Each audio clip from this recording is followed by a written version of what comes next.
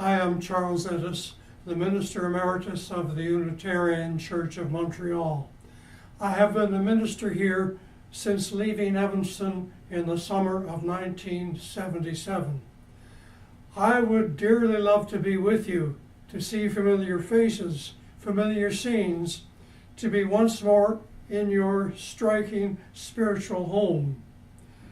At my age of 89, alas, health, prudence, and spouse, Nancy, do not permit.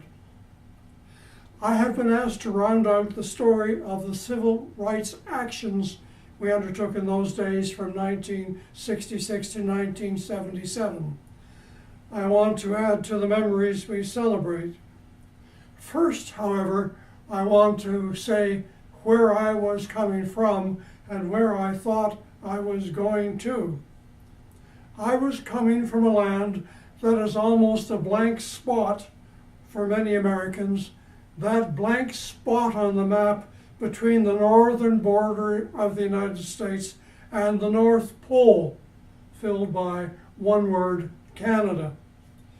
It has been said that Americans are benevolently ill-informed about Canada, and Canadians are malevolently well-informed about the United States.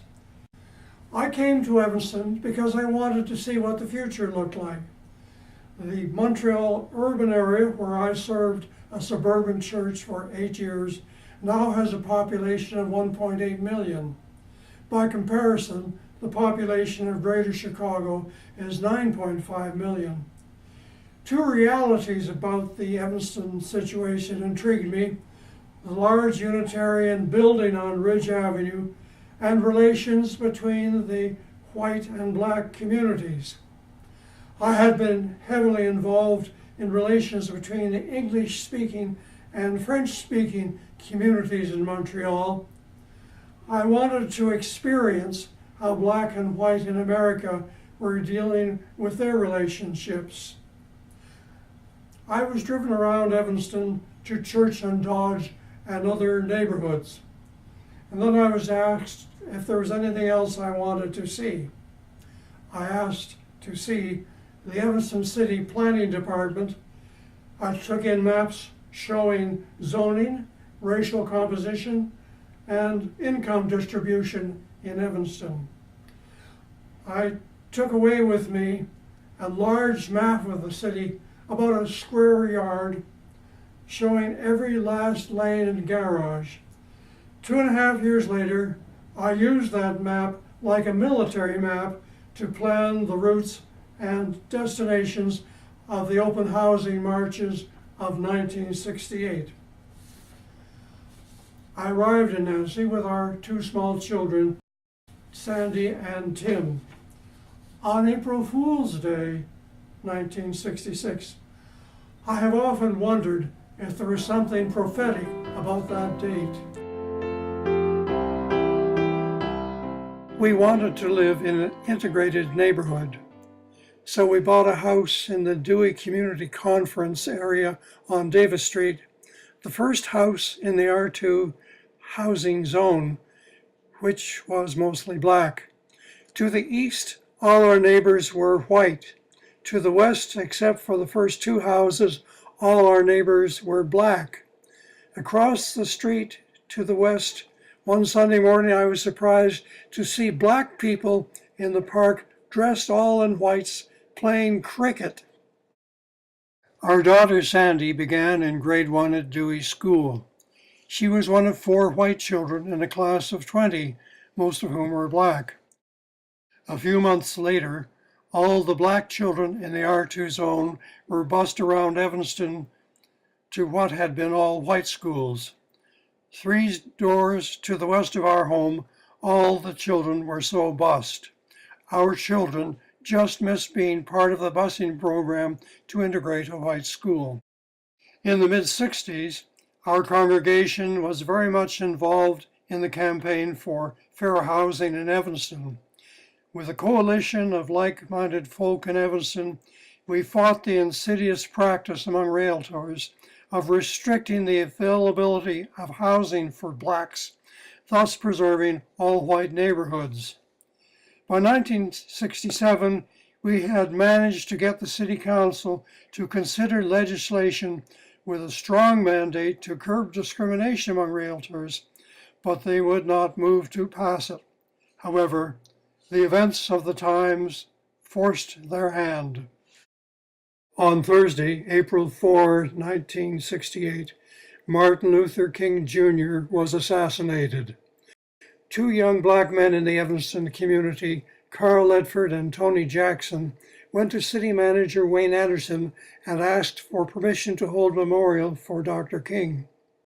Anderson convened a meeting of the Evanston clergy that evening to discuss a response to the request. The large group that met agreed that a public observance, a memorial service, would be held on Sunday afternoon. I stood up and urged the City Council to enact the long-sought open housing law. I was an active board member of Evanston for Fair Housing. At that meeting, the clergy agreed to stay alert to respond to any violence in Evanston that night, similar to what was happening in Chicago. We clergy were to stay by our church phones, waiting for the alert should there be any disturbance in Evanston. The Reverend Jacob Blake of Ebenezer AME Church invited me to join him in his study for the evening. No phone call came. Evanston remained quiet. At the large Sunday memorial gathering in Raymond Park, we publicly made our request for the fair housing law. After the memorial, Jacob Blake invited me to join him for breakfast Monday morning. There, he proposed we organize a series of daily marches for open housing, which would continue until the Evanston City Council enacted a new open housing law. That same Monday, we convened a meeting of black and white activist leaders and conceived the movement called NOW, N-O-W. We wanted open housing now. We resolved then to hold a mammoth march for open housing on Easter Sunday, April 14, and to ask the city for a parade permit to hold such a march. Events moved fast. The first march, hastily summoned by 7,000 flyers, took place on Thursday, April 11. Observing all city regulations, we marched over 700 strong in twos through Fountain Square and the downtown core of Evanston. The string of demonstrators ran for several blocks. Progress was ragged since marchers halted to observe traffic lights and pedestrian crossings. We needed to change something. The next day, the NOW Steering Committee, including Carl Ledford, Tony Jackson, Jacob Blake, and myself, met at City Hall with the mayor, the city manager, the chief of police, and Police Lieutenant Logan in charge of community relations to figure out a way NOW supporters could demonstrate peacefully and in an orderly manner. Lieutenant Logan recommended we hold our marches in the street, with the police diverting traffic so there were no moving cars on the streets as we used them. Jacob Blake pressed the request for the permit for the parade on Easter. The mayor said we would have a parade permit in time. He also hinted that the open housing law would be passed as soon as possible. Easter Sunday was a warm, welcoming day. After an electrifying church service, stimulated by the drama being enacted in the city, 300 Unitarians had a bite to eat at the church, then walked up Ridge Avenue and west along Emerson to Ebenezer AME Church to join the big march for open housing led by Jacob Blake and me. Carl Ledford was the parade marshal, as he had been at every march. Unitarian numbers were swelled by 150 from the Unitarian Fellowship of Wilmette north of us. We continued to march daily until the City Council meeting of April 29th. The marches went smoothly. I contacted the churches that would welcome the marchers at the end of each outing. All churches opened their doors for us to assemble inside for a few words of encouragement. Monday nights, we ended up at City Hall, where some of us attended the council meetings. At now strategy meetings, we shared intelligence as to what council members were thinking. When the open housing law passed on Monday, April 29, a raucous party was held at the Edis home, 1514 Davis Street. It took 5 years to prove that the law could not be overturned and that those holding the keys to housing were obeying it. I visited the city planning department again in my last years in Evanston. The fair housing legislation did not bring the housing integration some of us had been hoping for. The map on housing and race showed that 8 years later, in 1976, Black Evanston residents continued to live in the R2 zone, spreading southwards. Twice I had preached on the lack of opportunities for Black residents. Some were leaving the city for lower cost housing in nearby Chicago as housing codes in Evanston were enforced, older housing condemned, and newly built housing was not affordable. Concurrent with the push for open housing was a movement to integrate the schools. It began with hiring Superintendent Gregory Coffin, renowned for his work in integrating the schools of New Haven. He led Evanston to integrate the neighborhood elementary schools by busing the children from the Black neighborhood to schools in predominantly white neighborhoods. However, after a year of busing, it became clear that in order to integrate the neighborhood schools in a meaningful way, we had to integrate the neighborhoods, not shift the Black children around for a school day in an unfamiliar neighborhood. So there we were, back to working for open housing. At the high school, a different dynamic was working. With only one high school for all the teens of Evanston, it was integrated. But the experience of the Black children in the high school was not a good one. And so Focus, the Federation of Citizens for an Unsegregated Society, was organized to address the issues of curriculum and the Black experience in the high school. UCE held a church service in which Black teens and their teachers, including our own Avon Gillespie, spoke about the Black voice in the high school. After a honeymoon year with Evanston, Superintendent Coffin's integration plan ran into controversy. Several school board meetings drew such crowds that they were held next door at the Unitarian Church. When Coffin was threatened with dismissal by the school board, the teachers and students staged a boycott, headquartered at the Unitarian Church. They won another year for Greg Coffin, but then he was fired and integration efforts slowed down. One of the memorable church services we held was Black Music Sunday, November 21st, 1971. It was organized by our music director, Avon Gillespie. The main Sunday service began at 11:30. Word got around the Black community. Its members began showing up at 10:45. Since nothing else was happening at 11 o'clock, they began getting up in the pulpit to testify how the Lord's been good to me. This kept the energy up until the half hour when the organ began to play and 3 large choirs entered from the lower level and the balcony.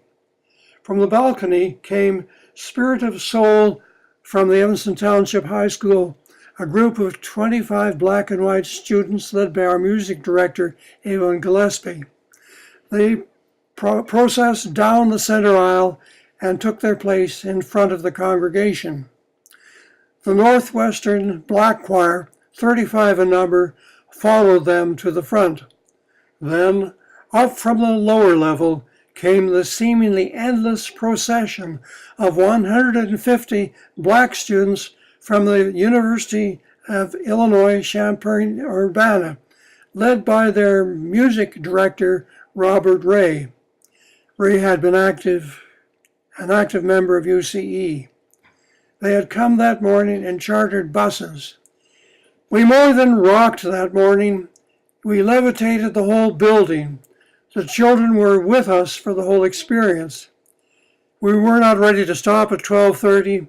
We stayed on an emotional high, loving the music until the hands of every watch were approaching the hour of 1. It was a morning no one present will ever forget. A black caucus formed among Unitarians with non-negotiable demands for Unitarians and Universalists.